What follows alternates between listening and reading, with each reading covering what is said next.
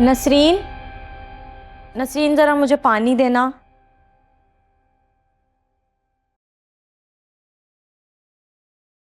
एमन तुम आ गई। हम कब से परेशान हैं। हम कौन? वकार और मैं, जिस दिन से तुम्हारी तबीयत खराब हुई है उससे तुम्हारी फिक्र लगी रहती है। तुम जानती हो तुम्हारी हालत अच्छी नहीं है और इस तरह अकेले किसी को बताए बगैर तुम घर से चली गई। मामा, आपको बता के जाती तो आप कभी इजाजत ना देती।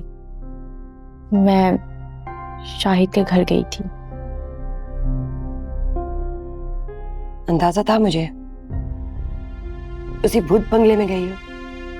क्या पता लगा उसके बाप ने जो कुछ बताया था वो झूठ था। आज कोई नई खबर मिली है? कोई भी घर पे नहीं मिला, के घर पे ताला लगा हुआ था। ओह माय गॉड, पता नहीं तुम किन मिस्टीरियस लोगों में फंस गई हो। कहीं ऐसा ना हो कोई और नई मुसीबत खड़ी हो जाए। मोहल्ले की एक औरत बता रही थी कि शाहिद के पापा को पुलिस अपने साथ ले गई और उसकी मामा बताए बगैर कहाँ चली गई किसी को कुछ पता नहीं।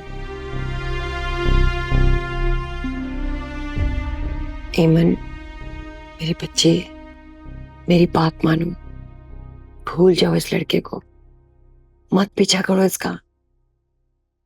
पता नहीं ये फ्रॉड है या इसके माँ बाप फ्रॉड है। बेटा तुमने कुछ नहीं किया, हम सब जानते हैं कि तुम मासूम हो, लेकिन अगर तुम इन जराइम पेशा लोगों से मिलती रही तो तुम किसी मुसीबत में ना फंस जाओ।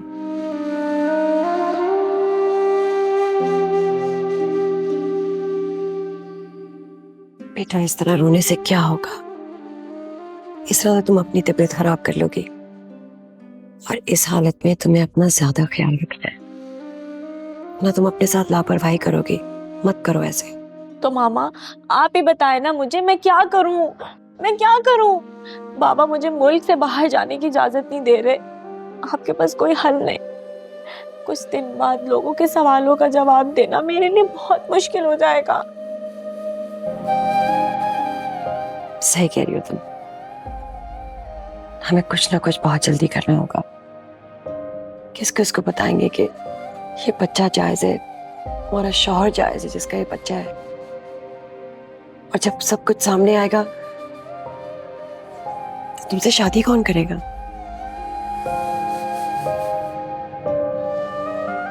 मैं तो कहती हूँ अपनी बाबा की बात मान लो, उनके दोस्त के बेटे से। देखो अब तुम्हारे बाप को राजी करने में या उनको तुम्हारी बेवकूफी के बारे में बताने से बात बहुत आगे बढ़ चुकी है।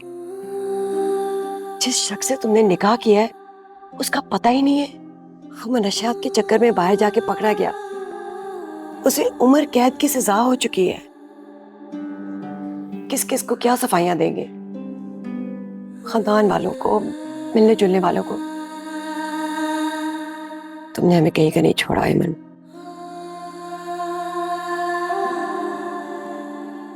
बड़ी बेगम साहिबा वो आई हैं, जुबी मैडम की अम्मी आपको ना बुला रही हैं। उन्हें कहाँ बिठाया है? बेगम साहिबा वो तो इधर ही आ रही थी, तो मैंने उनसे कहा कि मैं बड़ी बेगम साहिबा को बुला कर लाती हूँ, कहीं वो सो ना रही हो। तो फिर वो ड्राइंग रूम में ही रुक गई। ठीक है, उनसे कहो मैं आ रही हूँ। जी अच्छा। मुसरत को हल्का सा भी शुबा नहीं होना चाहिए कि तुम्हारे साथ कुछ हुआ है।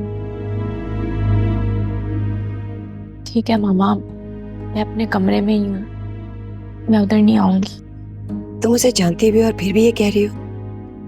उसे बाल की खाल निकालने में कितनी महारत है, मुझसे बेहतर और कोई नहीं जानता।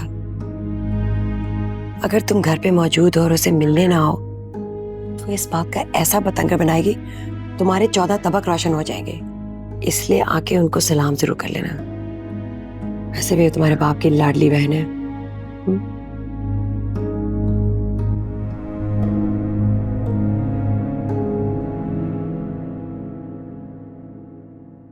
अस्सलाम वालेकुम भाईजान। मैंने आपको डिस्टर्ब तो नहीं किया? नींद तो खराब नहीं की आपकी? नहीं, मैं नहीं सो रही थी। नसरीन को ऐसे लगा क्योंकि मैं कमरे में थी, लेकिन मैं जाग रही थी। तुम्हें ज्यादा शर्मिंदा होने की जरूरत नहीं है। चले अच्छी बात है। भाभी मैं सोच रही थी कि मंगनी को थोड़े दिन रह गए हैं, वकार मंगनी से पहले उस औरत को तलाक दे देगा ना। मैं जानती हूँ ऐसा ही होगा, लेकिन बेटी की माँ ना, तसल्ली चाहती हूँ।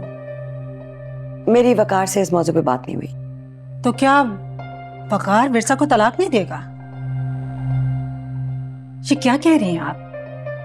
भाभी जान, मैं लोगों को क्या जवाब दूंगी?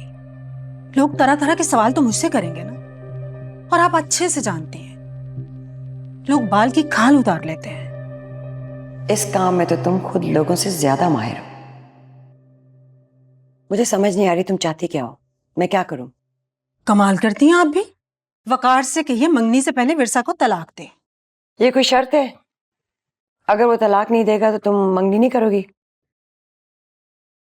मैं ये सोचकर तो नहीं आई थी भाभी जान, लेकिन अगर आप कह रही हैं तो फिर ऐसा ही है। अस्सलाम वालेकुम फुप्पो। वालेकुम अस्सलाम। फुप्पो, जूबी कैसी है? मंगनी की तो खूब शॉपिंग्स कर रही होगी। बेटे वो बिल्कुल ठीक है, लेकिन शॉपिंग तुम्हारे बगैर कैसे हो सकती है? तुम बेस्ट फ्रेंड हो उसकी, शॉपिंग तो तुम्हारे साथ ही जाकर करेगी। हाँ, अलबत्ता कॉल पे बात करती रहती है डिजाइनर से। चाय पियोगी? भाभी वकार से बात करके मुझे फोन जरूर कर दीजिएगा।